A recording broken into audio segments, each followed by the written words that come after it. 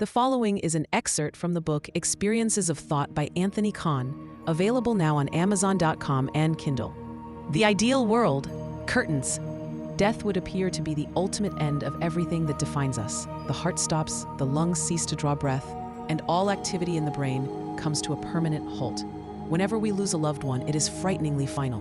We must try to continue on with our lives in the knowledge that we will never see them or hear them again, save for in our own imagination, or perhaps in photos or videos recorded while they were still alive. But in light of all that we have discussed here, is the outlook necessarily so gloomy?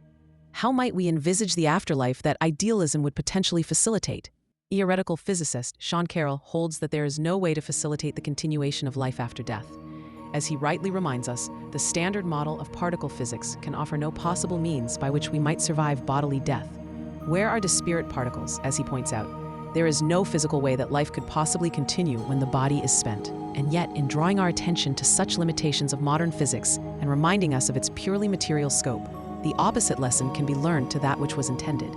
Yes, there are no spirit particles, but then neither are there consciousness particles. And yet, here we are, conscious. Furthermore, what is spirit except consciousness? Now, Carroll is obviously coming from the materialist position and thus contends that consciousness is emergent from processes involving particles consistent with the standard model. But again, there is no evidence for this.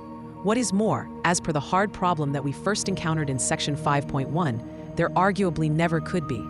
Consciousness is our first, last and only window into all that exists, and to claim that it is anything other than fundamental rightly requires extraordinary evidence that we are yet to see. A recognition of this fact should lead one to take the idealist position very seriously, and to consider that the mind may in fact not be dependent on the body at all for its survival. So if, as we suggest here, a living being might survive death, bodily death, then what exactly is death, and in what form do we survive? Does a transparent version of our body sprout wings and fly upward toward heaven? And where exactly is heaven, the realm in which we shall spend eternity? Many who are willing to entertain the idea of an afterlife envisage it from a very materialist perspective, even despite the fact that materialism is largely incompatible with such an idea. If we are to understand what heaven might be, then we need to understand what we must be in order to occupy such a place. In order to do this, the physical body must indeed die with this world. There can be no physically derived aspect to the soul, and there is no need of spirit particles. The soul is none other than the mind, consciousness, and it is not part of you, it is all of you. The body is a temporary idea, a manifestation of mind and an avatar for our earthly experience. But like all ideas, it is just a small part of the total mind, which must be defined as the sum of all thoughts and experience. Thus, upon death, there is no reason for an ascent toward heaven. The mind is not a physical thing, and hence does not occupy a space. Rather, space is just a construct of the mind for organizing information. Heaven is not a place, but rather another state of existence. To understand this hypothesis more clearly, let us try to envisage our waking world within this framework. If there really is a heaven and afterlife, then how is it substantially different from this life which we are all familiar with? And what form does the transition between the two take? If the mind survives death, then there must be continuity between the reality we currently inhabit and that of the hereafter. Both this world and all of its physicalness must somehow coexist with the next. It is to be expected that, locked as we are within this existence, any afterlife that we might imagine would have to be a far-off, intangible place, and death a momentous and incomprehensible experience. But suppose that death is actually nothing more than the transition out of a hypnotic state. We left our discussion of hypnosis in section 5.6 with the suggestion that our waking reality is really no different to any other hypnotic state, except that our hypnotist was the world around us as communicated to us by our senses.